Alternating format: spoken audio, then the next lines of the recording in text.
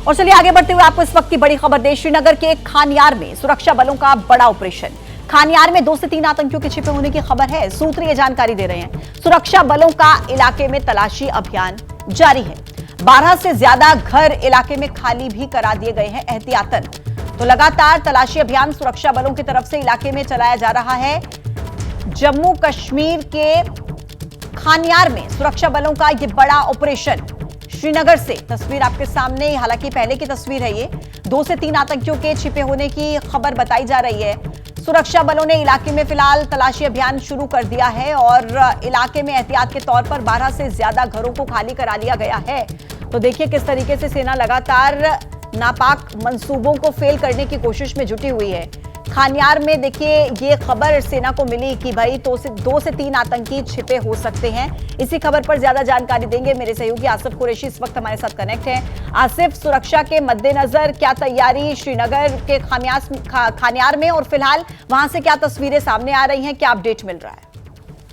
देखिए, खानियार का एक बड़ा इलाका है, सुरक्षा बलों के घेरे में है और देर रात ये तलाशी अभियान शुरू किया गया था। खानियार के विक्ट्री क्रॉसिंग इलाके में सुरक्षा बलों को जानकारी मिली थी कि 2 से 3 मिलिटेंट इस इलाके में मौजूद हैं, इसीलिए तकरीबन 12 बजे रात कॉर्डन शुरू करके 2 बजे रात से आसपास के घरों से लोगों को निकाला गया। तकरीबन 1 दर्जन घरों से सिविलियंस को बाहर निकाला गया और उस घर को आइसोलेट करने की कोशिश की गई जिसमें मिलिटेंट्स के छुपे होने की खबर थी।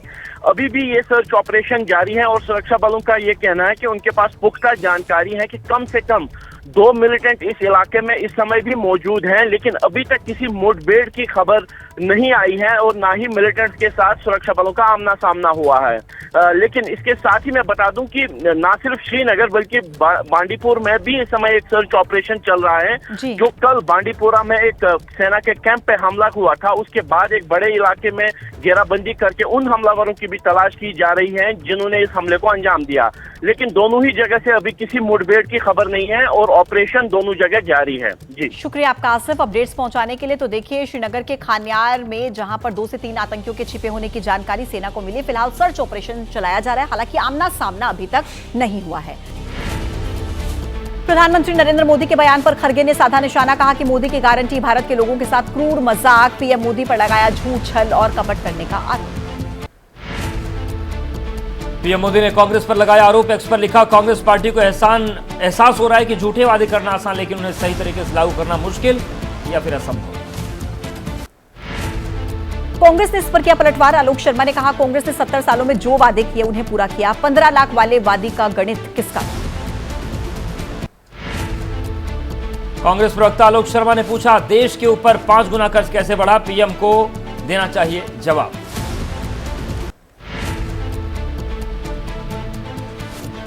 कांग्रेस नेता राशिद अल्वी ने कहा, कांग्रेस पार्टी वही वादे करती है जो पूरा कर सके। हमारी पार्टी बीजेपी की तरह नहीं है जो 15 लाख का वादा करे और फिर न दे।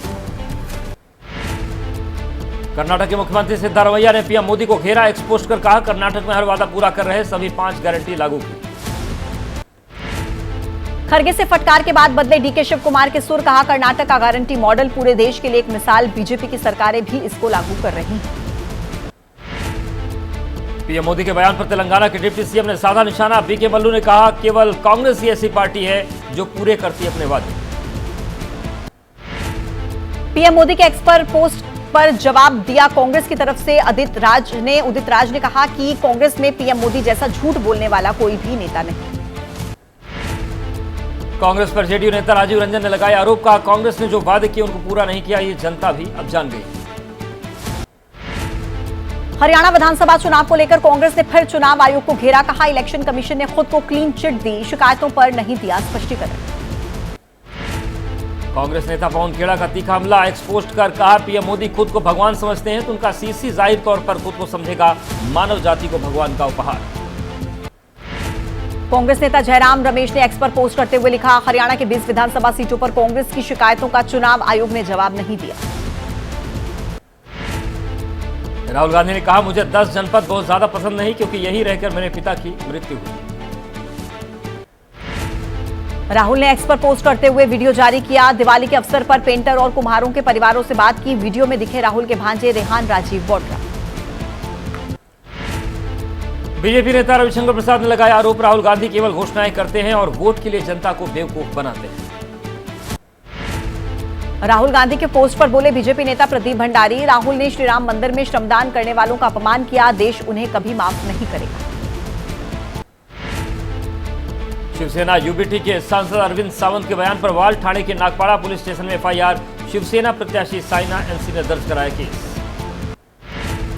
शिवसेना यूबीटी के नेता अरविंद सावंत ने कहा, मैंने जो कहा है उसको पूरा सुना जाए, उसको तोड़ मरोड़ कर पेश न किया जाए।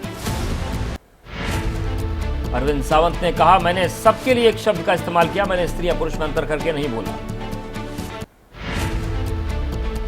शिवसेना उम्मीदवार शाइना एनसी ने कहा, पीएम मोदी सीएम शिंदे महिलाओं को सम्मान देकर उन्हें आत्मनिर्भर बनाने का काम कर रहे हैं, तो वहीं अरविंद सावंत ऐसी टिप्पणी कर रहे हैं।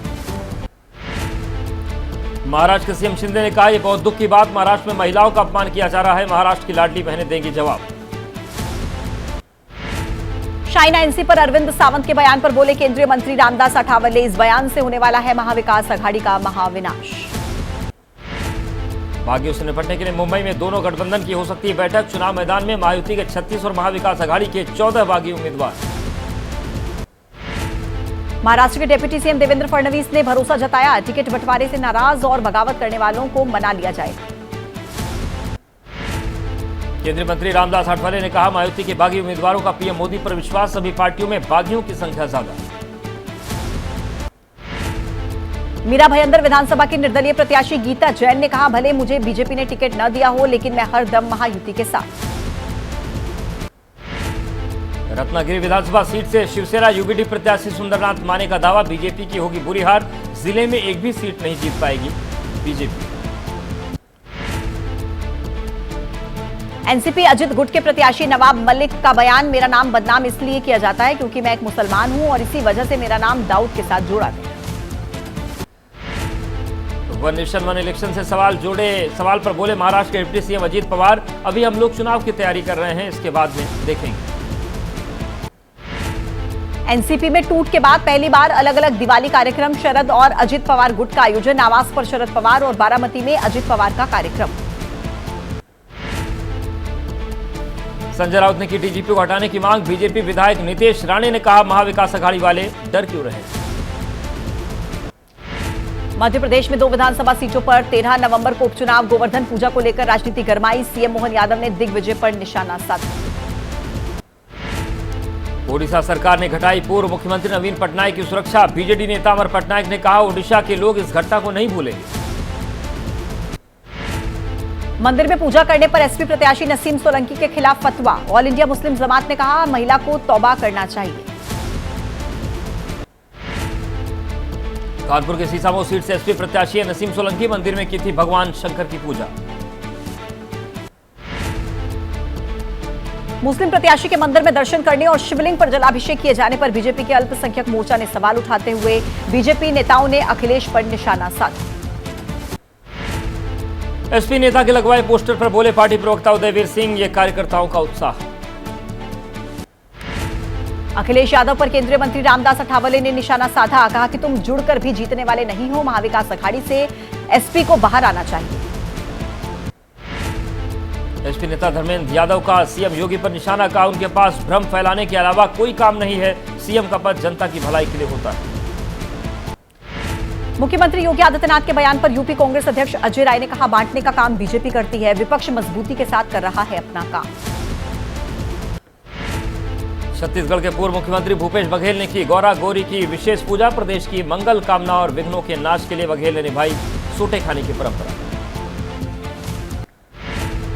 पाकिस्तान के सांसद अब्दुल रहमान इंडियन नेशनल लोकदल के कार्यक्रम में शामिल हुए, अभिनंदन समारोह में शिरकत की। राजस्थान के शिक्षा मंत्री मदन दिलावर ने राज्य की पूर्ववर्ती कांग्रेस सरकार पर लगाया आरोप, कहा गोधरा के दोषियों को महिमा मंडित करने वाली किताब को दी मंजूरी। उत्तराखंड में पूर्व मंत्री हरक सिंह रावत ने ईडी सीबीआई का मजाक उड़ाया, कहा कि धामी मेरे छोटे भाई हैं, वो रात को 2-2 बजे तक मेरे घर के बाहर खड़े रहे हैं। दिल्ली के मंत्री सौरभ भारद्वाज ने कानून व्यवस्था को लेकर केंद्र सरकार पर साधा निशाना, कहा दिल्ली में बिगड़ी कानून व्यवस्था। और आइए अब तीव्र गति से जान लीजिए देश से जुड़ी बड़ी खबरें।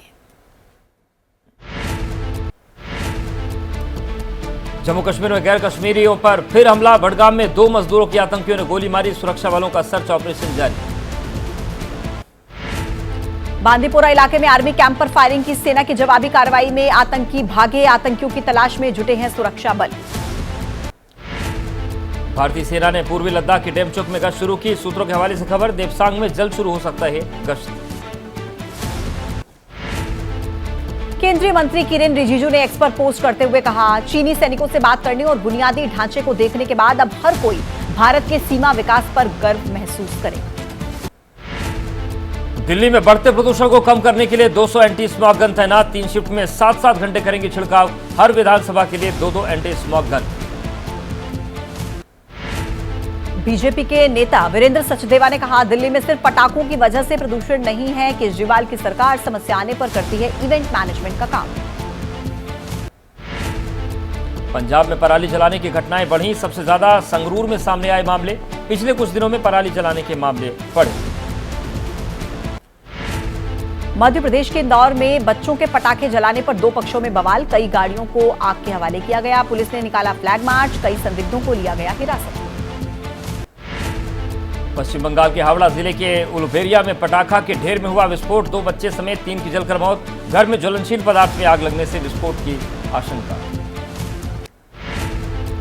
यूपी के टॉप माफिया में शामिल गब्बर सिंह के घर पर नोटिस चस्पा। बहराइच में हिंसा भड़काने का आरोप है। फिलहाल फिरोजाबाद जेल में बंद है। 2 साल पहले 110 करोड़ की संपत्ति कुर्क हुई थी। एमपी के डिंडोरी में मृतक की गर्भवती पत्नी से साफ कराया अस्पताल का बेड। जिला प्रशासन ने डॉक्टर और स्टाफ से मांगा जवाब। पति की मौत के ठीक बाद बेड साफ करवाया गया।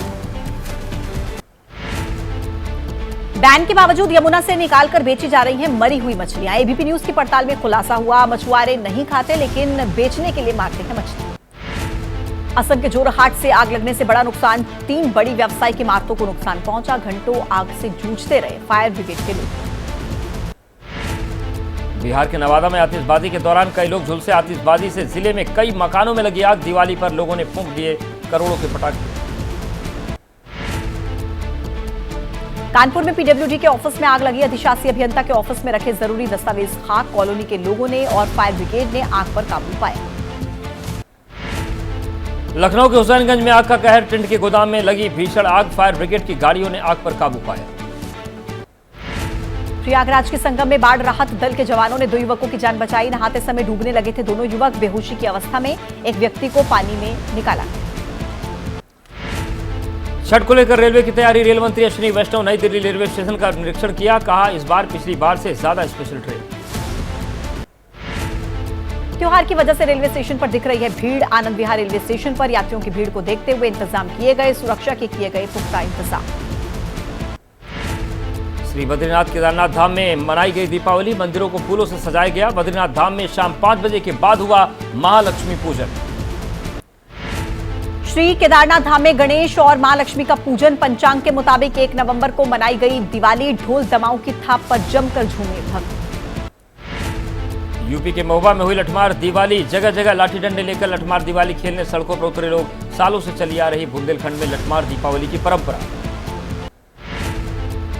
संगम नगरी प्रयागराज में 2 महीने के बाद होगा महाकुंभ का आयोजन। शहर को खूबसूरती से सजाने और संवारने के लिए 65 प्रोजेक्ट्स पर काम जारी। तमाम सड़कों को किया जा रहा है चौड़ा। दीपावली के दूसरे दिन मध्य प्रदेश के इंदौर में हुआ हिंगोट युद्ध। पारंपरिक हिंगोट खेल में 15 से ज्यादा लोग घायल हुए। 2 गुट हिंगोट के आग लगाकर करते एक दूसरे पर हमला। एआई ट्रेडिंग पर बोले एनएससी के सीईओ, सॉफ्टवेयर पर फैसला छोड़ना ड्राइवर लेस कार जैसा। लोग ट्रेडिंग टिप्स को लेकर भी फैला रहे हैं झूठ। हरिद्वार में से अजीत डोभाल के पिता की याद में डोभाल ट्रॉफी हॉकी चैंपियनशिप का आयोजन हुआ। 14 अक्टूबर से शुरू हुए थे मैच। कल हुआ फाइनल मुकाबला। 70 इंजीनियर रेजिमेंट टीम ने जीती ट्रॉफी। अजीत डोभाल की बहू दिव्या डोभाल ने फाइनल मैच की विजेता टीम को दी ट्रॉफी। 51 और 70 इंजीनियर रेजिमेंट के बीच में हुआ कड़ा मुकाबला और दिव्या डोभाल ने कहा, बहुत ही रोमांचक मैच था। और चलिए तीव्र गति से अब देख लीजिए खेल से जुड़ी बड़ी खबरें। मुंबई टेस्ट से पहले दिन भारत ने न्यूजीलैंड को 235 रन पर ऑल आउट किया। जवाब में भारत के 86 रन पर 4 विकेट गिरे। भारत अब भी न्यूजीलैंड से 149 रन पीछे। टीम इंडिया के कप्तान रोहित शर्मा एक बार फिर से सस्ते में आउट हुए। मुंबई टेस्ट की पहली पारी में उन्होंने न्यूजीलैंड के खिलाफ 18 रन बनाए और इस सीरीज की 5 पारियों में रोहित का औसत 16 का रहा। विराट कोहली मुंबई टेस्ट में 4 रन पर रन आउट हुए, वो भी पहले दिन के आखिरी ओवर में। विराट के लिए यह सीरीज बहुत खराब रही, उनका औसत अब तक 20 से कम है। रविंद्र जडेजा ने न्यूजीलैंड के खिलाफ 5 विकेट लिए। भारत के टॉप 5 टेस्ट गेंदबाजों के क्लब में शामिल हो गए हैं। जडेजा, ईशांत शर्मा, जहीर खान से आगे निकले हैं। दोनों के 311 टेस्ट विकेट हैं। वॉशिंगटन सुंदर ने मुंबई टेस्ट की पहली पारी में 4 विकेट लिए। पहले सेशन में टॉम लैथम और रचिन रविंद्र के बड़े विकेट निकाले। आखिरी सेशन में सुंदर ने खतरनाक डेरिल मिचेल को आउट किया। मुंबई की गर्मी से परेशान वॉशिंगटन सुंदर ने मैच के दौरान बार बार अपनी जर्सी बदली। लगातार पसीने में भीगने की वजह से एक वक्त आया जब सुंदर की जर्सी तक खत्म हो गई, तो सुंदर पहले ध्रुव जुरेल की जर्सी पहनकर खेलते नजर आए और फिर वहीं लंच के बाद उन्होंने अक्षर पटेल की जर्सी पहनी। और चलिए अब आगे बढ़ेंगे। देखिए, दिल्ली में आज भी वायु प्रदूषण गंभीर श्रेणी में है। कई जगहों पर एयर क्वालिटी इंडेक्स 300 के पार पहुंच गया है। तो वहीं यमुना के पानी में आज भी जहरीला झाग है। कालिंदी कुंज में यमुना में झाग ही झाग नजर आ रहा है और इस झागदार पानी में हर तरफ आपको सिर्फ जहर ही जहर समझ में आएगा, क्योंकि ये यमुना की तस्वीर है। यकीन नहीं होगा इन तस्वीरों को देखकर, लेकिन ये हालात इस वक्त यमुना में बने हुए हैं। जहरीली झाग आपको हर तरफ नजर आएगी। परेशान कर देने वाली तस्वीरें। एक तरफ तो राजधानी जो वायु प्रदूषण के कहर से जूझ रही है, एयर क्वालिटी इंडेक्स लगातार बढ़ रहा है, और दूसरी तरफ ये देखिए यमुना में किस तरीके की स्थिति। आपको हमारी सहयोगी मधिया खान की एक रिपोर्ट इसी पर दिखा रहे हैं। दिल्ली में हवा और पानी दोनों प्रदूषित। इतना प्रदूषित पानी कि जहां हम खड़े हैं ये यमुना है, और यमुना में बोट फिलहाल लेकर नहीं जा सकते, क्योंकि जो झाग है, जो जहरीला झाग है कालिंदी कुंज ओखला बहराज के पास, वो इतना ज़्यादा है कि जिसमें जो मोटर बोट है वो भी रुक रही है। यही वजह है कि जिस बोट में हम सवार हैं उससे हमें आगे जाना था, तस्वीरें दिखानी थी, लेकिन फ़िलहाल उसमें नहीं जा पा रहे हैं। आखिर आप जो जहरीले झाग हैं उसकी हाइट देखिए।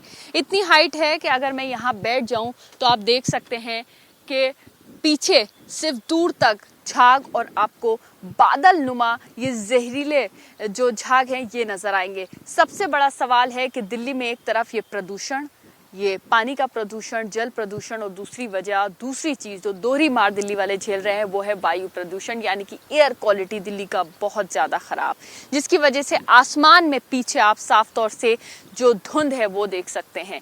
ये धुंध जो है, सर्दियाँ शुरू होती हैं तो फॉग जो है वो बढ़ जाता है, लेकिन ये सिर्फ फॉग नहीं होता दिल्ली में, ये स्मॉग होता है। ये वो स्मॉग जो कि प्रदूषण है, जो कि धुआं है, जो कि धुंध है, जिसकी वजह से जो विजिबिलिटी है उसमें कमी आ जाती है। और इस वक्त जो एयर क्वालिटी इंडेक्स में दिल्ली के अलग अलग इलाकों में देख पा रही हूँ, उस हिसाब से चाहे दिल्ली का अलीपुर हो, आनंद विहार हो, अशोक विहार हो, या फिर एयरपोर्ट का एरिया हो, ITO हो, सभी जगह 300, 350 के करीब जो एयर क्वालिटी इंडेक्स है वो मुझे नज़र आ रहा है। सबसे बड़ी बात यह है कि आखिर ये स्थिति जो है दिल्ली में बन गई है, उसका जिम्मेदार कौन? दूसरी बात कि आखिर जब कोई महापर्व होता है, क्योंकि छठ अब महापर्व आने वाला है, बीते एक हफ्ते के अंदर है, और उसको लेकर जो तैयारियां हैं, जो जोर शोर है यमुना को लेकर, वो बहुत ज़्यादा चल रहा है। लेकिन आखिर पूरे साल क्यों काम नहीं होता, क्यों जवाबदेही नहीं होती, क्यों कोई सवालों के जवाब जो हैं वो नहीं आते हैं? और सबसे बड़ी बात यह है कि आखिर इस स्थिति का जिम्मेदार कौन? सियासत जमकर हो रही है, लेकिन फिलहाल इसका कितना गहरा असर आगे आने वाले वक्त में लोगों की सेहत पर होगा, ये एक बड़ा सवाल है। और चलिए इस बीच एक बड़ी खबर आ गई है श्रीनगर के खानियार से, जहां पर आतंकियों और सुरक्षा बलों के बीच मुठभेड़ हुई है। दरअसल खानियार में 2 से 3 आतंकियों के छिपे होने की खबर मिली थी और सुरक्षा बलों ने इलाके में तलाशी अभियान चलाया और अभी भी वो तलाशी अभियान चल रहा है। 12 से ज्यादा घर भी खाली कराए गए हैं पूरे इलाके में। सूत्रों के हवाले से ये बड़ी खबर, लेकिन अभी का अपडेट ये है कि सुरक्षा बलों और आतंकियों के बीच मुठभेड़ की खबर अपडेट सामने आ रहा है। 12 से ज्यादा घर पूरे इलाके में खाली करा दिए गए हैं। श्रीनगर का खानियार, जहां पर यह सूचना मिली कि 2 से 3 आतंकी छिपे हो सकते हैं, जिसके बाद सुरक्षा बलों ने वहां पर सर्च ऑपरेशन चलाया और अभी अपडेट ये मिल रहा है कि आतंकियों और सुरक्षा बलों के बीच मुठभेड़ हुई है। आसिफ कुरैशी मेरे सहयोगी इस वक्त हमारे साथ कनेक्ट है। आसिफ, अभी थोड़ी देर पहले जब आपने ये खबर बताई हमें, तब आमना सामना नहीं हुआ था सुरक्षा बलों और आतंकियों का, लेकिन अब मुठभेड़ की खबर सामने आ चुकी है। बिल्कुल पूजा, आपसे थोड़ी देर पहले कुछ गोलियों की आवाज़ सुनाई दी थी और सुरक्षा बलों से हमारी बात हुई तो उनका ये कहना है कि कम से कम 2 मिलिटेंट एक मकान में फंसे हुए हैं और उनको सरेंडर करने की एक ऑफ़र भी की गई थी। काफ़ी देर तक उनको सरेंडर करने के लिए बोला गया था। जब जवाब कुछ नहीं आया तो सुरक्षा बलों की तरफ से फायरिंग कर दी गई। हालांकि अभी तक अंदर से मकान से फायर वापस नहीं आया है सुरक्षा बलों के ऊपर, इस तरीके की खबरें आ रही हैं, लेकिन कॉर्डन जो है वो और ज़्यादा तगड़ा कर दिया गया है और कम से कम 2 मिलिटेंट्स के इस इलाके में होने की जो खबर थी वो उस पर मुहर लग गई है। सुरक्षा बलों का ये कहना है कि दोनों मिलिटेंट्स के विदेशी होने की भी संभावना है। आप देख सकते हैं, मैं कैमरामैन से थोड़ा कहूँगा कि यहाँ दाएँ बाएँ दिखाए कि किस तरीके के सुरक्षा इंतजाम है। चप्पे चप्पे पर सुरक्षा कर्मी तैनात हैं, सुरक्षा बलों की गाड़ियाँ यहाँ पर मौजूद हैं। जम्मू कश्मीर पुलिस के साथ सीआरपीएफ की अतिरिक्त टुकड़ियां भी लगा दी गई हैं और जो असॉल्ट टीम्स हैं श्रीनगर के पुलिस की, वो भी इस ऑपरेशन को अंजाम दे रही हैं। लेकिन अभी तक किसी भी मिलिटेंट के मारे जाने की कोई खबर नहीं है। लेकिन जो अभी जानकारी आई है कि फायरिंग हुई है थोड़ी देर पहले और जिससे ये पुख्ता हो गया है कि जो मिलिटेंट जिनके बारे में सुरक्षा बलों को खबर मिली थी वो अभी भी इसी इलाके में मौजूद हैं, कॉर्डन में फंसे हुए हैं और उनके खिलाफ ऑपरेशन शुरू हो गया है। इस समय खामोशी है, गोलियां नहीं चल रही हैं और सुरक्षा बलों की तरफ से कॉर्डन को और तगड़ा करके ऑपरेशन को जल्द से जल्द खत्म करने की भी कोशिश होगी। लेकिन कहीं ना कहीं चिंता की बात यह है कि श्रीनगर शहर के बीचों बीच में ये मुठभेड़ हो रही है और जो चिंता की बात इस वजह से है कि बहुत समय से श्रीनगर में मिलिटेंट्स की प्रेजेंस जीरो बताई गई थी और श्रीनगर के पुराने शहर के खानियार इलाके में इस तरीके के ऑपरेशन होना, इस तरीके की मुठभेड़ होना एक खतरे की घंटी भी है, जो सुरक्षा बलों के लिए एक चिंता की बात हो सकती है। लेकिन फिलहाल ऑपरेशन जारी है और रुक रुक के गोलियां चलने की आवाज सुनाई दे रही है इस इलाके में। जी बिल्कुल आसिफ, आपने ठीक कहा कि जिस तरीके से वहां पर सिचुएशन पिछले कुछ समय से सामने आ रही थी कि एक भी मिलिटेंट के ना होने की खबर थी, लेकिन अब अगर ऐसा अपडेट सामने आता है कि 2 से 3 आतंकी छिपे हो सकते हैं, एहतियातन घरों को वहां पर खाली कराया जा रहा है, बताया जा रहा है। अब ऐसे में वहां पर पैनिक सिचुएशन ना हो, फिलहाल सभी लोग सुरक्षित हैं, इसको लेकर के क्या जानकारी सामने आ रही है? किस तरीके से गश्त वहां पर बढ़ाई गई है? देखिए, सुरक्षा बलों के जो ऑपरेशन है वो लगातार जारी हैं। पिछले 10 दिनों में देखें तो 3 ऐसे हमले हुए हैं जो बहुत बड़े हमले माने गए हैं, जिनमें सोनमर्ग के गगनगीर में एक टनल कंपनी के कैंप पर हमला करके जहां पे 7 लोग मारे गए बनाया गया। गुलमर्ग में के वटपथरी में सेना की एक गाड़ी को निशाना बनाकर हमला हुआ जिसमें सैनिकों की जो मृत्यु हो गई। कल ही बडगाम में एक जो 2 प्रवासी मजदूरों को निशाना बनाया गया। रात में बांडीपुर में एक हमला हुआ और अब श्रीनगर में इस तरीके की मुठभेड़ होना कहीं ना कहीं उन जो खुफिया एजेंसियों का अलर्ट था कि पिछले कुछ समय से लगातार सरहद पार से ना सिर्फ घुसपैठ हो रही है बल्कि ऐसे इलाकों में मिलिटेंट्स फैल रहे हैं जहां पे पहले शांति बोला जा रहा था, जहां पे मिलिटेंट्स की प्रेजेंस ना के बराबर थी। और इस तरीके से लगातार पिछले 10 दिनों से अगर देखें तो जिस तरीके से ऑपरेशंस हो रहे हैं, जिस तरीके के हमले हो रहे हैं, वो चिंता की बात है। और हालांकि सुरक्षा बलों की प्रेजेंस हर जगह मौजूद है। आप जिस जगह पे मौजूद हैं, केवल उस इलाके को सुरक्षा बलों ने घेरे में ले लिया है जहां पे मिलिटेंट्स हैं, जबकि सड़क पे देखें तो आम लोगों की आवाजाही भी सुचारू रूप से चल रही है। हालांकि गाड़ियों का चलना इस इलाके में बंद कर दिया गया है सुरक्षा कारणों के चलते, लेकिन जो पैदल लोग हैं